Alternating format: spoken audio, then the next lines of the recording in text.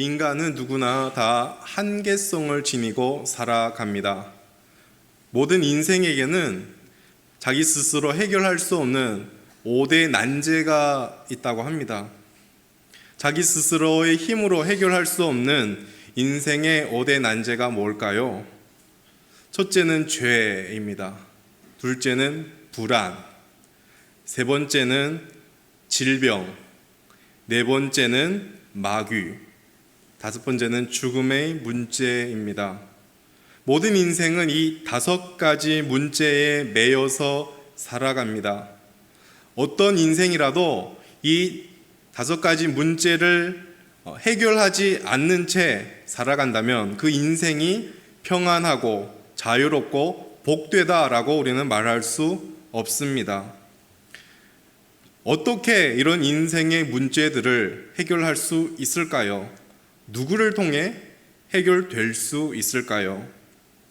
하이델베르크 요리문답 1문이 우리에게 그 답을 주고 있습니다. 하이델베르크 요리문답 1문에서는 이렇게 질문합니다. 살아서나 죽어서나 당신의 유일한 위로는 무엇입니까? 그에 대한 답은 이렇습니다. 살아서나 죽어서나 나는 나의 것이 아니요 몸도 영혼도 나의 신실하신 구주 예수 그리스도의 것입니다. 그리스도께서는 그의 보혈로 나의 모든 죄값을 완전히 치르고 나를 마귀의 모든 권세에서 해방하셨습니다. 또한 하늘에 계신 나의 아버지의 뜻이 아니라면 머리털 하나도 땅에 떨어지지 않도록 나를 보호하시며 참으로 모든 것을 합력하여 나의 구원을 이루도록 하십니다. 굉장히 답안이 길지요. 굉장히 많은 내용이 있습니다. 그런데 이걸 한마디로 얘기하면 예수 그리스도가 인생의 유일한 위로요 소망이다라는 말씀입니다. 조금 전 앞에서 언급했던 인생의 5대 난제들도 그 외의 인생의 어떤 문제들도 모두 예수 그리스도를 통하여 해결될 수 있다라는 말씀입니다. 저는 오늘 본문을 통하여 여러분과 함께 이 사실을 확인하고 다시 저와 여러분이 예수 그리스도를 더 열정적으로 찾고 그리스도와 가까워지는 것을 기뻐하고 그런 은혜가 저와 여러분의 임하기를 예수님 이름으로 축복합니다. 지난 수요일에 우리는 어떤 가나안 여인이 자신의 딸의 문제 때문에 예수님 앞에 찾아온 사실을 확인했습니다. 이 가나안 여인의 문제는 딸이 아파하는 그 문제였습니다. 그 문제를 가지고 예수님 앞에 찾아와서 예수님께 간구했습니다. 질병을 고쳐달라고. 그런데 예수님께서는 어떻게 하셨습니까? 거절하셨습니다. 그것도 3번이나 거절하셨습니다. 그런데 우리는 지난 시간 그 본문 전체를 함께 살펴보면서 예수님의 그 거절이 외면이 아니고 방관이 아닌 것을 확인했습니다. 다시 말해 예수님의 그 거절은 진정한 거절이 아니었다라는 것입니다. 왜냐하면 예수님은 그 가나안 여인을 향한 거절 속에서도 그 여인을 포기하지 않으시고 붙드셨습니다. 예수님께서 그 여자를 붙잡으면서 그 여자를 예배자로 세우셨고 그 여자로 하여금 자신이 죄인이라는 것을 고백하며 나아가 예수님 앞에 그 부스러기의 은혜를 구하도록 그렇게 이끄셨습니다. 결국 결말은 여인의 그 믿음에 대해서 예수님이 큰 믿음이다 라고 칭찬하고 인정하시면서 그의 딸을 고쳐 주십니다. 따라서 예수님의 그 거절은 여인을 포기하지 않는 사랑이고 여인을 향한 은혜였다라는 결말로 여러분과 말씀을 나눴습니다. 우리는 인생을 살아가면서 거절이라는 순간만 생각하기 쉽지요. 우리는 인생의 한 순간만 생각합니다. 어떤 문제 앞에서 우리가 힘들 때 마치 이 시간이 이 순간이 우리 인생의 전부인 것처럼 우리는 생각합니다. 우리가 하나님 앞에 기도했는데 하나님이 응답해 주지 않을 때 우리가 외쳤는데 하나님이 침묵하실 때 마치 그 순간이 전보인 것처럼 생각하면서 하나님이 나의 기도를 안 들어주시는구나, 하나님이 거절하시는구나 하면서 우리는 실망하고 낙심할 때가 많이 있습니다. 그러나 하나님은 우리 인생의 그 어떤 한 순간에만 역사하시는 분이 아니라 우리 인생의 전반에 걸쳐서 역사하시는 하나님이십니다. 그리고 무엇보다 그 하나님은 우리보다 우리 자신을 더 잘 아시고 우리 인생을 하나님은 통째로 아시는 분이십니다. 우리의 인생의 시작과 끝이 하나님에게 있고 그 하나님께서 그 인생을 인도한다고 믿는다면 오늘 우리를 향한 하나님의 그 거절도 의도가 있는 것이고 의미가 있는 것이며 결국은 그것도 은혜이라는 것을 우리는 깨닫게 될 것입니다. 가나안 여인의 사건을 통하여 우리는 분명하게 한 가지 확인된 것은 예수님이 표면적으로 거절했지만 예수님은 은혜로운 분이시구나라는 것을 우리는 확인했습니다. 그리고 예수님이 얼마나 은혜로운 분이신가를 오늘 본문에서는 더욱더 분명하게 우리는 보게 됩니다. 예수님께서 가나안 여인의 믿음을 인정하시고 그의 딸의 질병을 고쳐주신 후에 그곳을 떠났습니다. 갈릴리 해변을 따라 행하시다가 어떤 산으로 올라가셨습니다. 그럼 많은 무리들이 예수님이 그 산에 왔다는 그거 사실을 깨닫고 나서 보고 나서 많은 무리들이 찾아온 것입니다. 그런데 오늘 본문 우리가 읽은 바와 같이 그 무리들은 자신들만이 온 것이 아닙니다. 자신들뿐만 아니라 자신들 주변에 있는 여러 가지 질병으로 고통 가운데 있는 그 많은 병자들을 데리고 왔습니다. 30절 말씀 우리 다시 한번 읽어보겠습니다. 30절 말씀 시작. 큰 무리가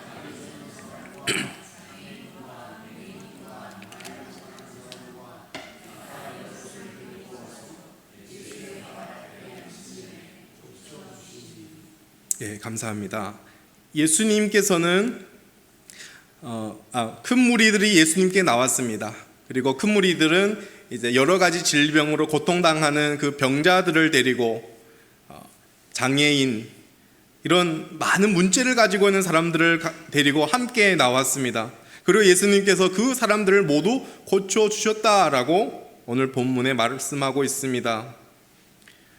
예수님의 그 고침 때문에 예수님 앞에 나아온 자들은 모두 회복을 경험하게 되었습니다. 이것이 주님 앞에 나아오는 사람들이 누릴 수 있는 은혜입니다.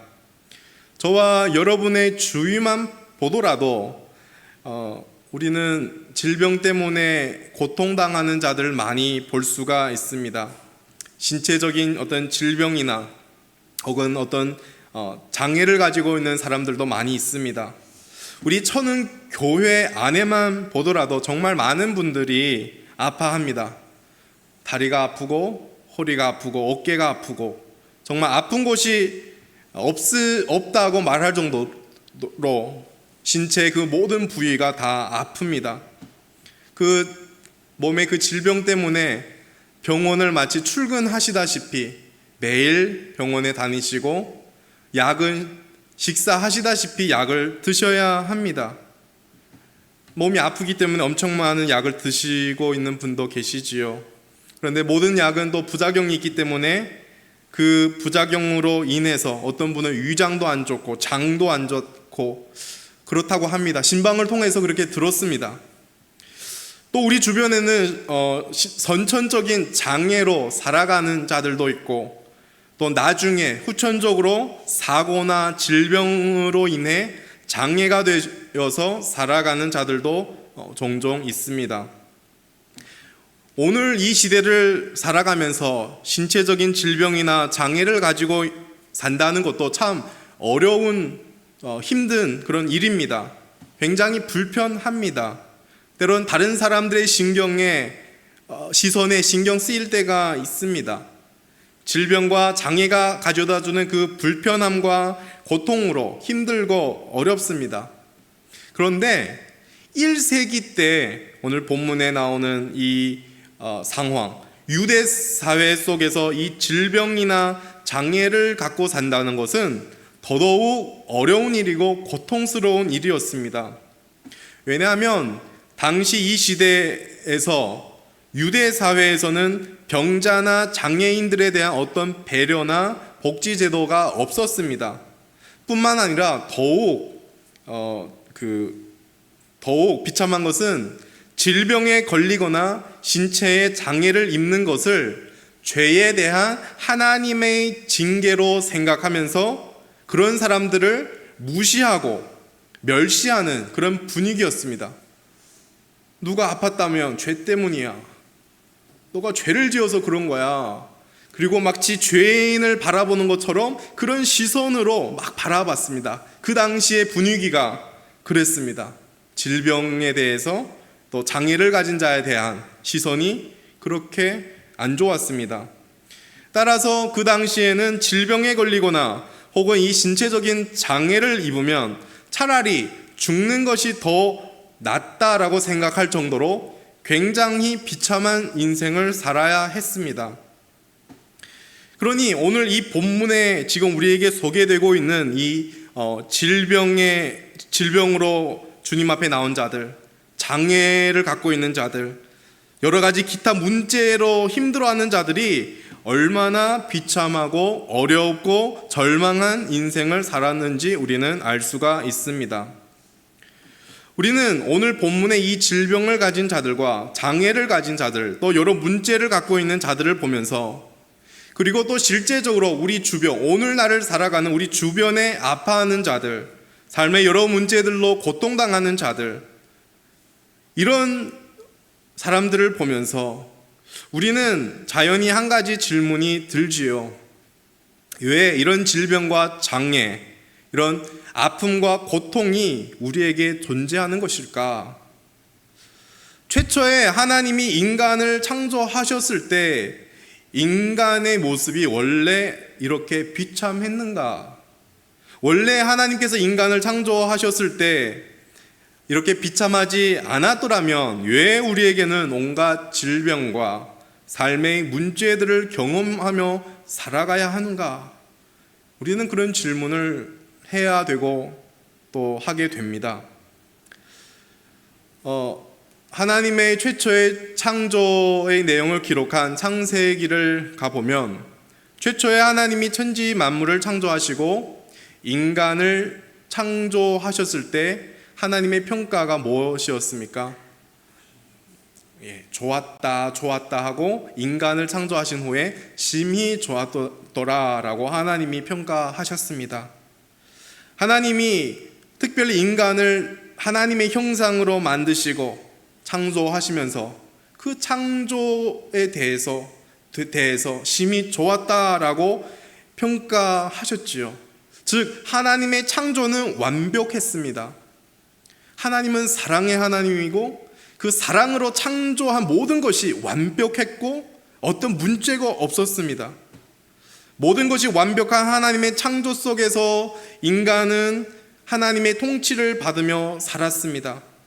하나님이 그 통치를 받으면서 인간은 하나님이 창조한 모든 것을 누리며 그리고 인간으로서 모든 것을 다스리며 생육하고 번성하며 복된 삶을 살아갈 수가 있었습니다.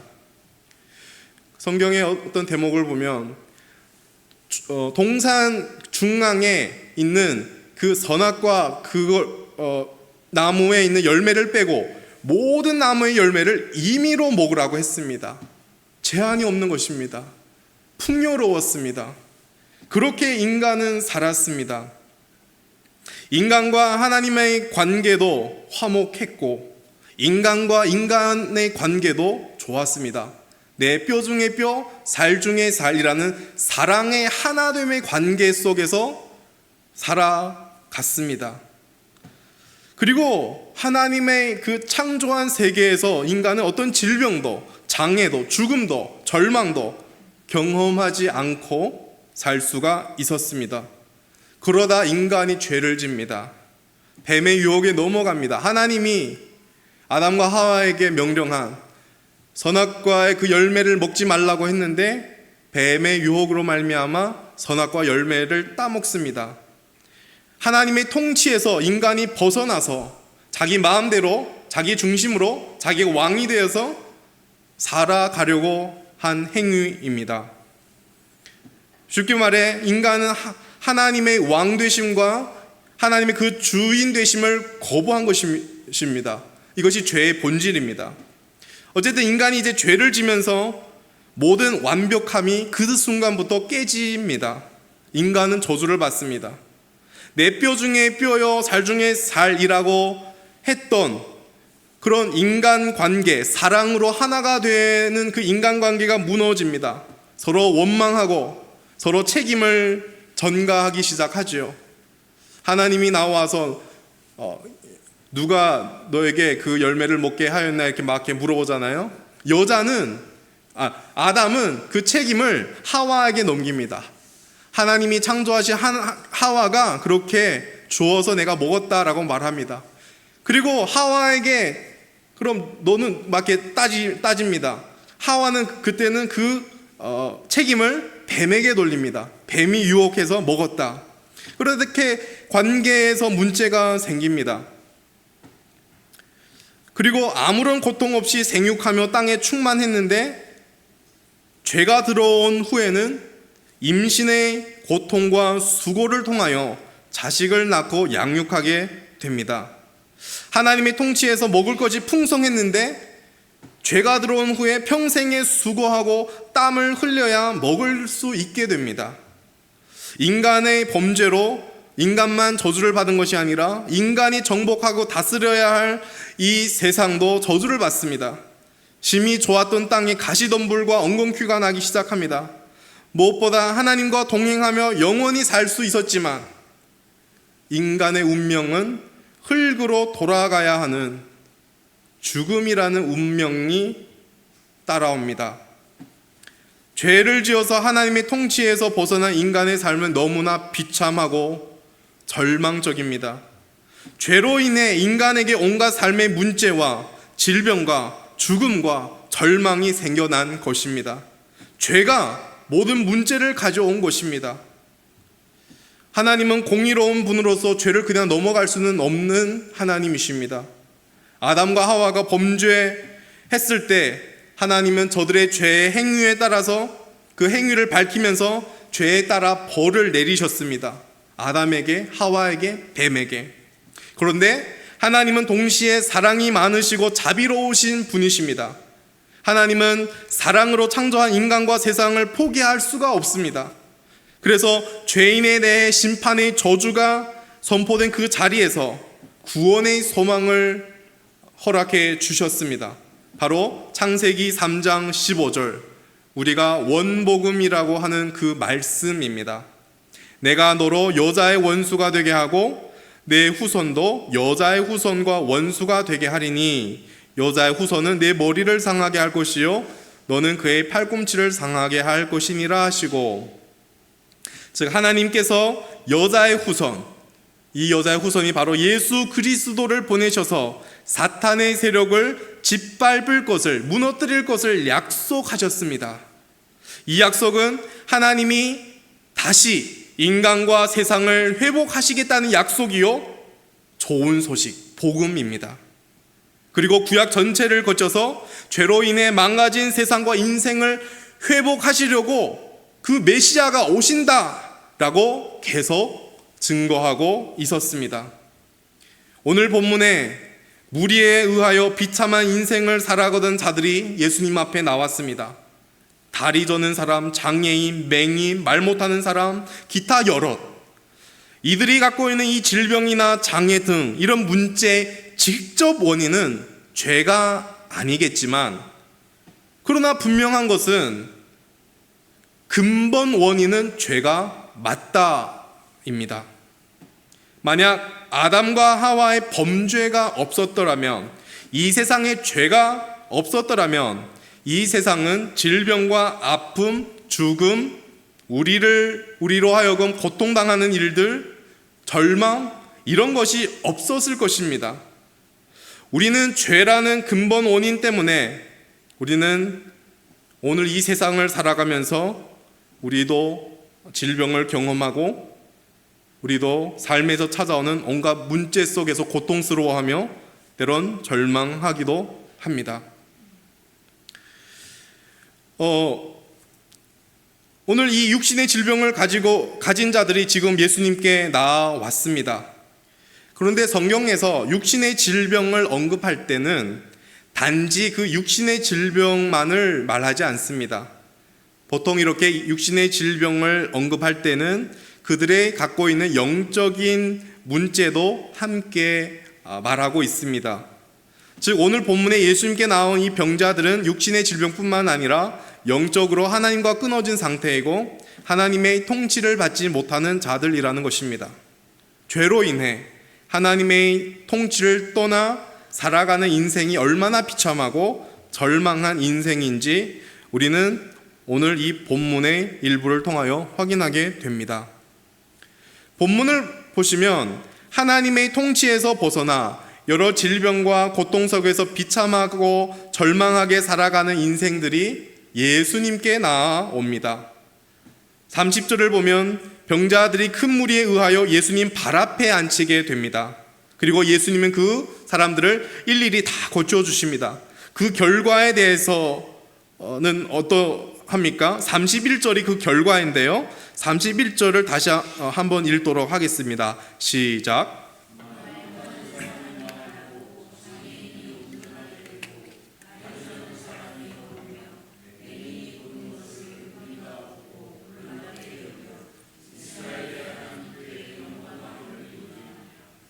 아멘.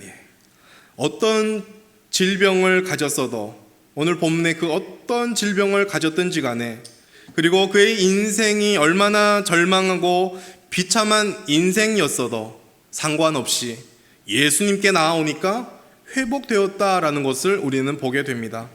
그리고 오늘 본문의 이 30절, 31절 말씀은 단지 이 마태복음에만 기록되어 있는 말씀이 아니라 이사야 선지자가 이사야서에서 메시아에 대한 예언을 하시면서 기록한 말씀입니다. 이사야서 35장 5절에서 6절 말씀 이렇습니다. 그때에 맹인의 눈이 밝을 것이며 못 듣는 사람의 귀가 열릴 것이며 그때에 저는 자는 사슴같이 뛸 것이며 말 못하는 자의 혀는 노래하리니 이는 광야에서 물이 솟겠고 사막에서 시내가 흐를 것임이라. 이사야가 오실 메시아에 대해 이렇게 예언을 하셨는데 이 예언이 오늘 본문에 예수 그리스도를 통하여 성취됐다는 것을 우리는 보게 됩니다.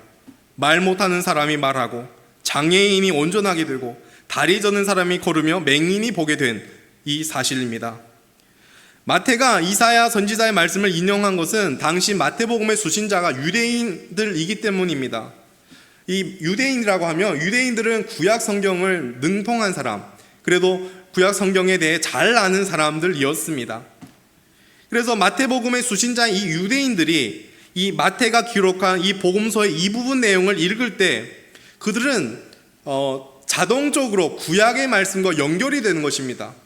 우리는 단지 마태의 이 기록을 보지만 유대인들은 이 글을 보면서 그들은 구약 성경과 연결되면서 지금 이 메시아가 왔구나. 지금 창세기 3장에서 약속한 그 여자의 후손 그분이 지금 왔구나라고 유대인들은 읽는 것입니다.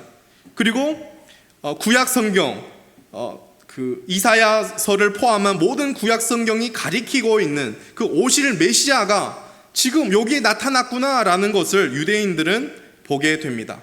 그 메시아가 바로 그리스도라는 것을 마태복음의 수신자인 유대인들은 확인하게 되는 것이죠. 예수님은 죄로 망가진 인생을, 세상을 회복시키려고 이 땅에 오셨습니다.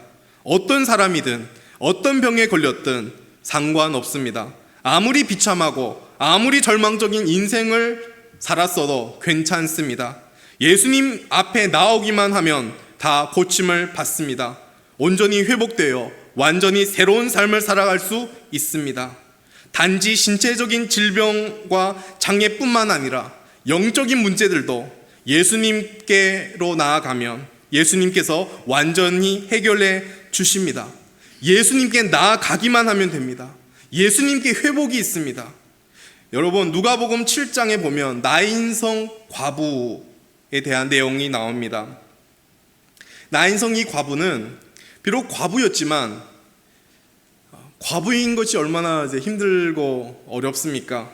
그런데 그는 자기 인생을 지탱하고 자기 인생을 살아갈 그 어떤 용기와 소망이 있었습니다. 그게 뭐냐면 바로 하나뿐인 아들이었습니다. 그런데 어느 날 그 외아들조차도 이제 죽습니다.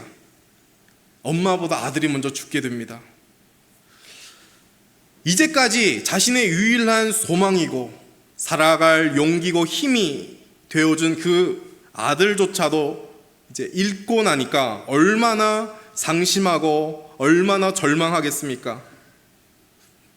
삶의 모든 소망이 사라지고 절망만 남는 그녀에게 예수님이 딱 찾아오십니다. 그리고 예수님께서 과부를 보시고 불쌍히 여기시고 울지 말라고 위로해 주십니다. 그리고 가장 중요한 것은 그 과부로 하여금 절망하게 하는 문제, 아들의 죽음의 문제를 해결해 주십니다. 아들을 다시 살아나게 하십니다. 예수 그리스도를 통하여 이 과부는 절망에서 벗어납니다. 예수 그리스도 앞에는 절망한 인생이 없습니다. 세리장 삭개오는 어떻습니까? 세리장으로서 삭개오는 당시 동족들로부터 죄인 취급을 받았던 사람입니다. 왕따를 당했던 사람입니다. 예수님이 삭개오의 집에 들어가겠다고 할 때 주변에 함께 있던 사람들이 이렇게 말합니다. 저가 죄인의 집에 유하로 들어갔도다. 모든 사람들이 삭개오를 죄인이라고 취하면서 어떻게 예수님이 그 죄인의 집에 들어갔는가라고 말을 합니다. 삭개오는 그 모든 사람에게 죄인 취급받고 미움을 받으며 소외당한 삶을 살았습니다. 비참하고 절망한 삶이었지요. 그런데 예수님이 삭개오의 집에 들어가셔서 삭개오와 함께 하셨고 그에게 이렇게 말씀했습니다. 오늘 구원이 이 집에 이르렀으니 이 사람도 아브라함의 자손이다. 하나님께서 삭개오, 모든 사람이 죄인이라고 여기는 그 삭개오를 받아주시고 삭개오가 하나님의 아브라함의 자손이다라고 인정해 주셨습니다. 예수님은 인생을 회복하시는 분이십니다. 12해 동안 혈루증으로 앓던 그 여인도 예수 그리스도를 만남으로 말미암아 혈루 그 병에서 벗어나 건강하고 청결한 삶을 다시 회복되었습니다. 이 밖에도 성경을 읽다 보면 수많은 사람들이 예수라는 그 한 사람을 만남으로 인생의 문제가 해결되고 육적으로 영적으로 사회적으로 완전히 회복된 삶을 살아갔다는 것을 우리는 확인할 수 있습니다. 여러분, 예수 그리스도가 인생의 답입니다. 예수 그리스도가 인생의 유일한 위로이고 유일한 소망입니다. 여러분 중에 만약 그렇지 않겠지만 아직 예수님을 믿지 않는 분이 계신다면 예수님을 믿으십시오. 오늘 본문의 수많은 사람들이 예수님 발 앞에 나와서 앉은 것처럼 아직도 예수님을 믿지 않는다면 예수님께로 나아가셔서 그 예수님을 믿으십시오. 그런데 여러분, 예수님을 믿지 않은 인생에게만 예수가 필요한 것이 아닙니다. 예수님을 믿고 살아가는 신자들에게도 매일매일 예수가 필요하다는 사실입니다. 믿는 자들도 이 세상을 살아가면서 예수를 믿었음에도 이 세상을 살아가면서 얼마나 힘들고 어렵고 때론 절망한 순간들이 찾아올 때가 있지 않습니까? 우리도 예수를 믿으면서 이 세상을 살아가면 이 사회 속에서 우리가 살아가면서 여러 가지 상황 속에서 우리는 아프고 힘들고 고통스럽고 그 문제 앞에서 눈물 흘리고 절망스러울 때가 얼마나 많습니까? 여전히 절망이 우리를 사로잡습니다. 누군가에게는 질병이 그런 어려움과 절망을 가져다 주기도 하고 누군가에게는 인간관계에서 오는 문제가 그 어려움과 절망이 될 수도 있습니다. 또 누군가에게는 자녀의 문제가 어려움과 절망을 가져오기도 하는가 하면, 누군가에게는 사업의 그 실패와 어려움이 고통과 절망을 가져다 줍니다. 또 어떤 사람에게는 죄 앞에서 무기력하며 살아가는 자신의 모습, 매일매일 죄 앞에서 넘어지는 자신의 모습을 보면서 절망하기도 하고, 또 누구는 하나님의 백성이 되었는데 하나님 백성답지 살아내지 못한 모습을 생각하면서 힘들어하고 고통스러워 하지요. 그러나 여러분, 어떤 문제로 인해 고통스러워하고 절망을 경험하든지 예수님께 나오기만 하면 됩니다. 예수님께 회복이 있습니다. 예수님께 가면 우리가 안고 있었던 그 고통, 아픔, 절망은 예수님께 나아가는 순간 사라집니다. 예수께로 가기만 하면 됩니다. 우리가 찬송가를 부르면서 예수께로 가면한 찬송가도 있지 않습니까?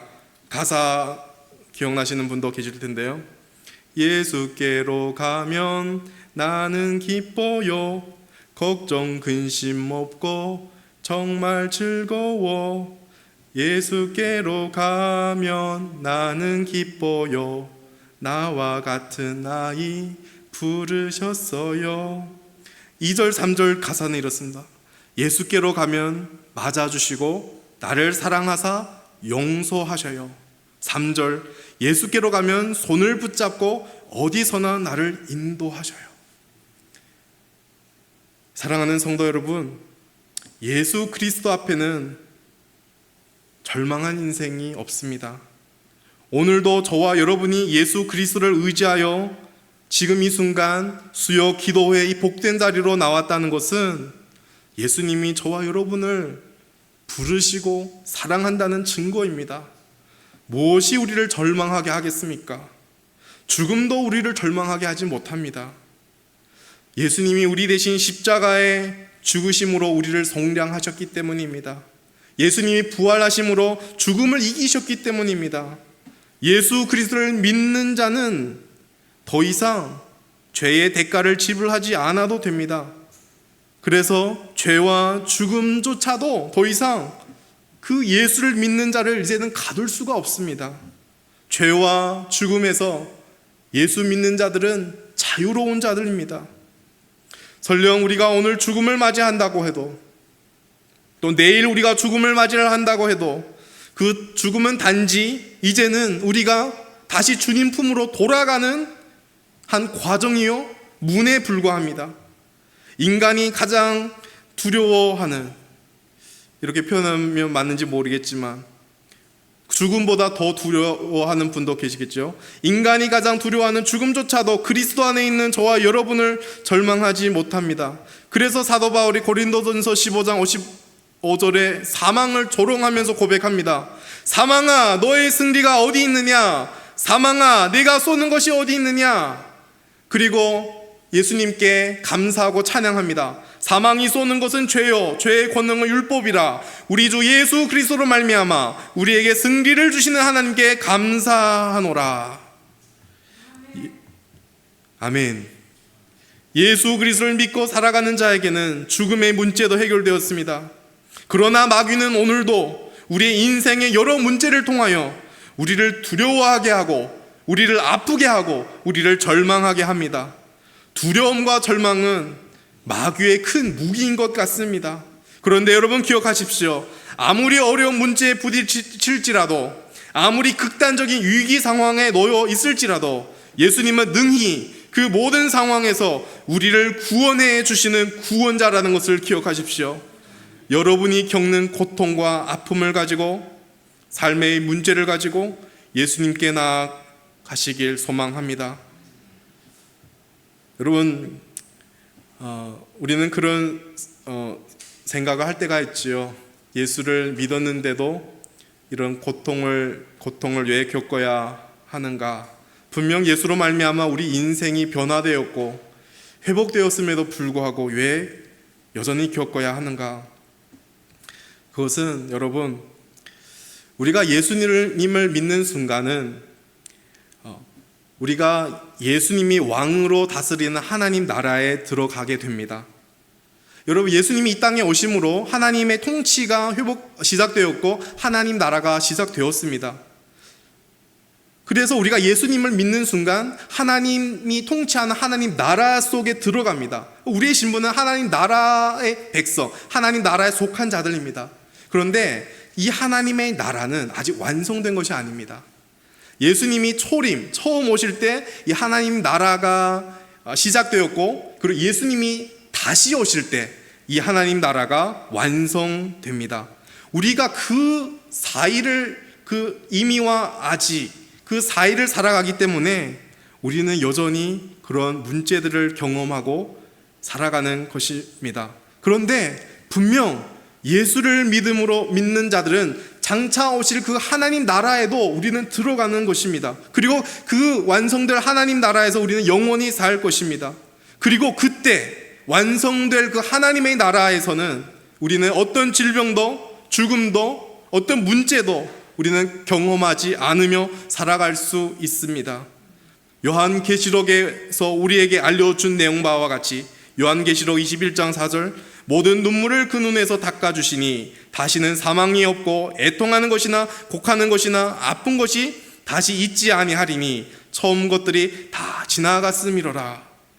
이미 임한 하나님 나라에 하나님의 통치를 받으며 살아가는 자들은 분명 완성될 완벽한 하나님 나라에서 살아갈 것입니다.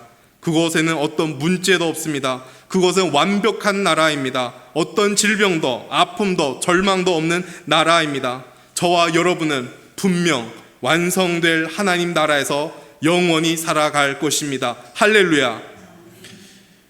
한국, 마지막으로 이 내용을 여러분과 전하면서 마무리하고자 합니다. 한국 대학생 선교회, 일명 CCC를 세운 청년 복음화에 앞장섰던 목사님이 계십니다. 그분의 성함이 김준곤 목사님이신데요. 이제 하나님의 품에 이제 지금은 간 상태입니다. 김준곤 목사님이 남긴 글 중에 백문일답이라는 고백이 있습니다. 100가지 질문이 있는데 답은 하나라는 것입니다. 그리고 실제로 이 김준건 목사님은 많은 집회에서 이 질문들을 던지고 집회에 참석한 자들로부터 오직 그 한 가지 답안을 말씀하게 했습니다. 김준건 목사님이 그런 집회 강단에서 질문을 던집니다. 이렇게 던지지요. 우리가 먹고 살아갈 생명의 양식은 어디에 있습니까? 아래서 그렇습니다. 예수 그리스도. 행복한 결혼 생활의 키는 어디에 있습니까? 예수 그리스도. 복의 근원은 누구십니까? 예수 그리스도. 진짜 생명은 어디 있습니까? 예수 그리스도. 여러분, 인생에 100가지 문제가 있다 하더라도 인생의 해답은 오직 하나입니다. 바로 예수 그리스도입니다. 그렇다면 오늘 여러분은 무엇 때문에 괴로워하고 있습니까? 어떤 문제가 여러분의 마음에 영혼의 평강과 기쁨을 빼앗아 갔습니까? 어떤 문제든지 중요하지 않습니다. 문제가 중요한 것이 아닙니다. 모든 문제에 대한 해답이 있고 그 해답을 우리가 알고 있다는 것, 그 해답이 오직 예수 그리스도라는 것이 중요합니다. 우리 인생의 유일한 해답, 예수 그리스도. 여러분의 그 모든 문제를 가지고 분주하게 동분서주하지 마시고 여러분의 그 문제를 해결하기 위하여 사람들을 찾아가지 마시고 먼저 모든 문제의 유일한 해답 되신 예수 그리스도께로 나아가는 저와 여러분 되시기를 예수님 이름으로 축복합니다. 우리 이 시간